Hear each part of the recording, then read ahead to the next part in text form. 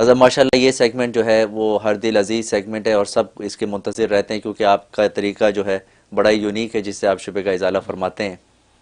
تو جیسے کہ ہمارا اس میں مقصد بھی یہ ہے کہ اسلام یا پیغمبر اسلام پہ کیے گئے شبہات، تو آج کا شبہ بھی بڑا انٹرسٹنگ ہے اور وہ پیغمبر اسلام صلی اللہ علیہ وسلم پر ہے۔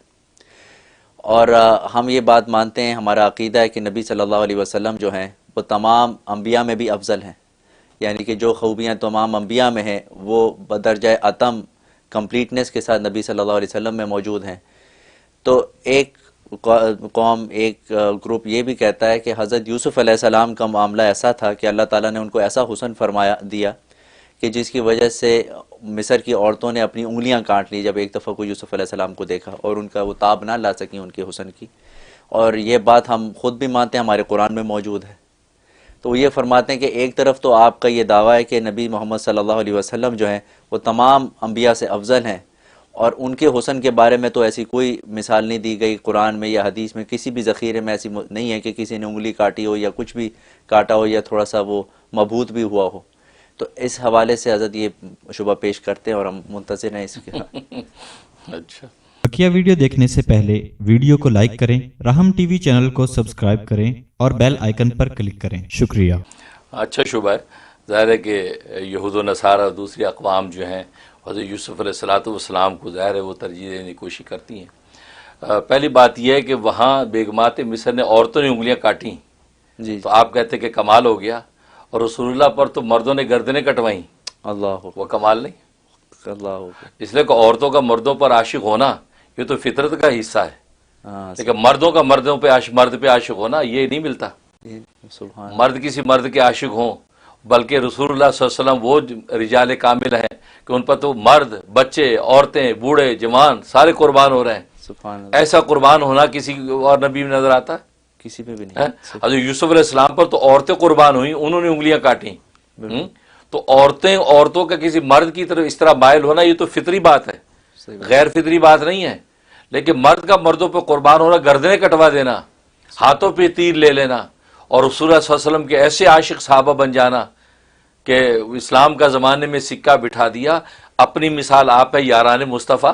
سبحان اللہ، تو ایسا حسین و جمیل سراپا مجسمہ حسن و صورت کہاں ملے گا جس پہ مرد قربان ہو رہے ہیں؟ سبحان اللہ۔ اور صحابہ کہہ رہے ہیں کہ ہم چاند کو دیکھتے تھے، رسول اللہ کے چہرے کی تابانی دیکھتے تھے، اور فیصلہ یہ کرتے تھے کہ چاند رسول اللہ کے چہرے انور کے سامنے شرمندہ ہو رہا ہے۔ سبحان اللہ، بچے رسول اللہ کے ہاتھ چوم چوم کے جو خوشبو آپ کے ہاتھوں کے اپنے ہاتھوں میں سونگھتے تھے، آپ کے بچوں کے سر پہ ہاتھ پھیرتے تو بچہ بچوں میں فخر محسوس کرتا تھا۔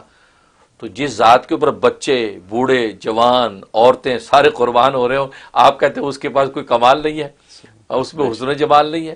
تو یہ کیا ہے کہ وہاں تو انگلیاں کاٹیں۔ حضرت عائشہ صدیقہ رضی اللہ تعالیٰ عنہ فرماتی ہیں کہ میرے اگر محبوب کو دیکھ لیتی بیگم مصر تو اپنے کلیجے کاٹ لیتی، وہاں تو انگلیاں کٹی ہیں۔ تو بہرحال تو اصل بات یہ ہے، پہلی بات تو یہ کہ اصل میں انبیاء کا اس طرح کا تقابل کرنا نہیں چاہیے، لیکن چونکہ دوسری قوموں کا سوال ہے یہ، اسے وہ تو تقابل کریں گے کیوں؟ اس لیے کہ انبیاء کا اس طرح کا تقابل کرنے میں ایہام تنقیص ہوتا ہے، کسی دوسرے نبی کی کسی درجے میں تنقیص کا اندیشہ ہوتا ہے۔ جی ظاہر ہے کہ حضرت یوسف صلی اللہ علیہ وسلم کو نیچے اور حضرت یوسف کو اوپر کریں گے آپ، تو ایک طرح کا حضرت یوسف کی تنقیص کا شائبہ آتا ہے۔ بالکل، اس لیے حضرت حکیم الامت مجدد ملت مولانا اشرف علی تھانوی رحمہ اللہ تعالیٰ نے لکھا ہے کہ میرا ذوق یہ ہے کہ میں اس طرح کے تقابل کو پسند نہیں کرتا۔ کیوں؟ اور پھر قرآن میں بھی کہا لا نفرق بین احد من رسلی، کہ یہ رسولوں کے درمیان کسی قسم کی تفریق نہیں کرتے فرق مراتب کی۔ وہ الگ بات ہے کہ اللہ نے فرق مراتب رکھا ہے، سب سے پہلا مرتبہ رسول اللہ صلی اللہ علیہ وسلم کا ہے، پھر حضرت ابراہیم علیہ السلام کا ہے، پھر موسیٰ کلیم اللہ کا ہے، پھر عیسیٰ روح اللہ کا ہے، پھر آگے اس درجہ بندی انبیاء میں اللہ نے کر رکھی ہے۔ لیکن بلا وجہ اس پر گفتگو کرنا یہ کسی دوسرے نبی کے کمال کی تنقیص کو ظاہر کرتا ہے، یہ اچھا نہیں ہے۔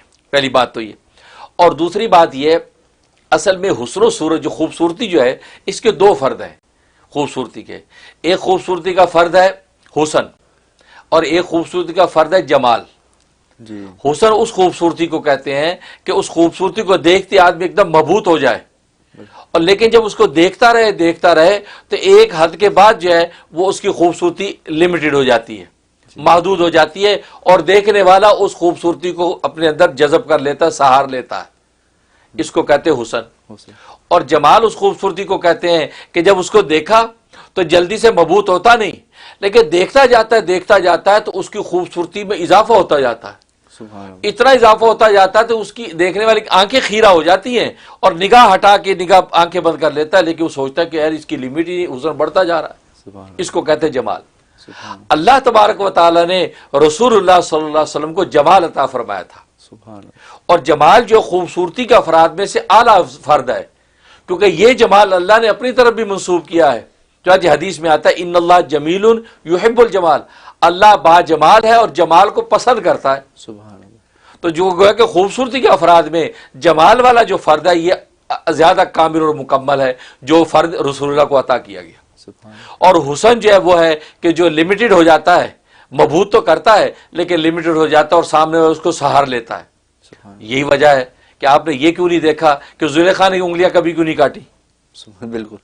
بیگمات مصر نے کاٹ لی، زلیخا کے گھر میں رہے وہ، نہیں ان کی انگلیاں کیوں نہیں کٹی؟ کبھی انگلی کاٹنے کا کوئی شائبہ پتہ چلا؟ اس کا مطلب یہ ہوا کہ ان کی ایسی خوبصورتی تھی کہ زلیخا نے اس کو سہار لیا تھا، برداشت کر لیا تھا. ٹھیک ہے، جب برداشت کر لیا تھا تو گویا کہ وہ خوبصورتی کو لمیٹیشن ہو چکی تھی، اس لمیٹڈ کو انہوں نے برداشت کر لیا، تبھی زلیخا نے کبھی انگلی نہیں کاٹی، بالکل. دوسرے نے کاٹ لی. اس کا مطلب یہ ہوا کہ آپ کا جو حسن و جمال ہے وہ حسن و جمال تھا جو ایک لمیٹیشن کے ساتھ تھا. لیکن رسول اللہ صلی اللہ علیہ وسلم کا جمال کا عالم یہ تھا کہ دیکھنے والے دیکھتا جاتا تھا، پھر ایسا قربان ہوتا ہے کہ میں نے بتایا بلا تفریق مرد اور سب قربان آپ پر ہو رہے ہیں. سبحان. خواتین کو بتایا جا رہا ہے تمہارا باپ شہید ہو گیا، کب باپ کو چھوڑو رسول اللہ کا بتاؤ حیات ہے، سبحان. کب بھائی بھی شہید ہو گیا کہتے بھائی کو چھوڑو اللہ اس کی بخشش کرے رسول اللہ زندہ. سبحان اللہ. کہا تمہارا جو شوہر بھی شہید ہو گیا، کہا کہ ہاں مجھے پتا ہے اللہ اس کی بخشش کرے رسول اللہ کا بتاؤ. کہا کہ الحمدللہ رسول اللہ با حیات ہے. کہا کہ الحمدللہ اب میری زندگی باقی ہے، ان مرنے والوں کی مجھے کوئی پرواہ نہیں. اللہ. یعنی آپ پر سب قربان ہو رہے ہیں تو حسن جمال تو یہ ہے. صحیح بات. ٹھیک. اور پھر تیسری بات یہ ہے کہ دیکھو اگر بالفرض والمحال یوسف علیہ الصلوۃ والسلام کا حسن جمال رسول اللہ سے زیادہ ہو، اس میں رسول اللہ کی افضلیت پر حرف نہیں آتا، اس لیے کہ انبیاء کے درمیان جزوی فضیلتیں ہوتی ہیں. جی. حضرت موسیٰ علیہ الصلوۃ والسلام کو وہ ایک جزوی فضیلت حاصل ہے جو خود رسول اللہ کو حاصل نہیں، کہ حضرت موسیٰ علیہ الصلوۃ والسلام کی بیوی ایک پیغمبر کی بیٹی ہے. جی. ٹھیک، پیغمبر کی بیٹی ہے، لیکن رسول اللہ صلی اللہ علیہ وسلم کی بیوی کسی پیغمبر کی بیٹی نہیں ہے. جی. ٹھیک، یہ جزوی فضیلت انبیاء کے درمیان حضرت موسیٰ علیہ السلام کو حاصل، بلکہ یہ تو ایسی جزوی فضیلت ہے حضرت عثمان رضی اللہ تعالیٰ عنہ کو کے بارے میں آتا ہے کہ ان کو یہ ایسی جزوی فضیلت حاصل ہے کہ آپ کے نکاح میں ایک نبی کی 2 بیٹیاں آئیں. سبحان. یہ فضیلت تو فرمایا انبیاء بھی نہیں ہے، سبحان. یہ تو حضرت موسیٰ سے بھی بڑھ گئے. سبحان. جزوی فضیلت تو جزوی فضیلت جو ہوتی ہے وہ تو کسی امتی کو بھی بس اوقات ایسی مل جاتی ہے جو نبی سے بڑھ گیا، تو اس کی وجہ سے مجموعی جو افضلیت ہے اس پر حرف نہیں آتا. حضرت نوح علیہ الصلوۃ والسلام کو 1000 سال کی عمر اللہ نے عطا کی، اور رسول اللہ صلی اللہ علیہ وسلم کو 1000 سال کی عمر تو نہیں ملی، دنیاوی عمر نہیں ملی. بالکل. تو پھر آپ کیا کہیں گے یار ان کی عمر زیادہ. حضرت ابراہیم خلیل اللہ علیہ الصلوۃ والسلام کو جو فضائل مناقب عطا کیے بظاہر، تو وہ رسول اللہ صلی اللہ علیہ وسلم کو بظاہر نظر نہیں آتے. حضرت آدم علیہ الصلوۃ والسلام کو ابو الانبیاء بنا دیا. تو یہ جزوی فضیلتیں اگر ہوں تو اس سے جو ہے رسول اللہ صلی اللہ علیہ وسلم کی جو مجموعی فضیلت ہے افضلیت ہے اس پہ کوئی حرف نہیں آتا اگر بالفرض ہو. اول تو ہے نہیں کیونکہ رسول اللہ صلی اللہ علیہ وسلم کا حسن و جمال جو ہے وہ اس قدر بلند ہے. چنانچہ ایک روایت میں آتا ہے کہ 10 حصے حسن کے تھے، حسن و جمال کے تھے، کہ جس میں سے آدھا حسن اکیلے جو ہے یوسف علیہ الصلوۃ والسلام کو عطا کیا گیا اور باقی آدھا پوری کائنات میں تقسیم ہوا. محدثین فرماتے اس میں خود رسول اللہ جو متکلم ہے وہ شامل نہیں ہے. جی. سبحان اللہ. آپ کو جو عطا کیا اس کی تو نظیر ہی نہیں ہے. سبحان اللہ. ہاں وہ تو خصوصی خزانے سے ملا، لیکن یہ عام باقی کے بارے میں رسول اللہ یہ فیصلہ کر رہے ہیں. اس لیے آپ کو جو جمال عطا کیا ہے اس کے سامنے تو کوئی بھی ٹھہر نہیں سکتا. لہذا آپ کی جو خوبصورتی ہے وہ تو ایسی با کمال.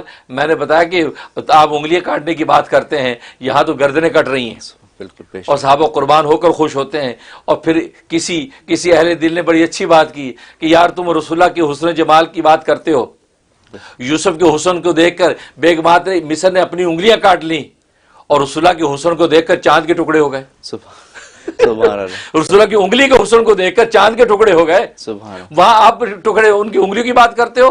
رسول اللہ کی انگلی کے حسن کی تاب چاند نہیں لا سکا، جس چاند کے ساتھ حسن و جمال کی تشبیہات دی جاتی ہیں. بالکل بالکل. وہ آپ کی انگلی کے حسن و جمال کے سامنے چاند ٹکڑے ٹکڑے ہو گیا. اور آپ کے چہرے کی اور شخصیت کی تابانی جب سامنے آئی ہے تو صحابہ نے گردن کٹوائیں. نہ صرف انہوں نے بلکہ قیامت تک کے لیے مجاہدین اسلام جو ہے اپنے خون کے نذرانے رسول اللہ پر قربان کر رہے ہیں، سبحان اللہ. جبکہ دیکھا بھی نہیں. تو اس رسول اللہ کی حسن و جمال اور محبوبیت کا وہ عالم ہے جس کی کوئی نظیر نہیں ہے. ماشاء اللہ، بہت خوب حضرت، ہر پہلو سے آپ نے اس کو واضح کر دیا. الحمدللہ. لیکن اب یہ ہے کہ دشمنوں کو اب ضرورت نہیں ہوگی کہ عاشقان مصطفیٰ صلی اللہ علیہ وسلم کے سامنے یہ ایسا کوئی شبہ پیش بھی کریں. اللہ ہر طرف سے انہوں نے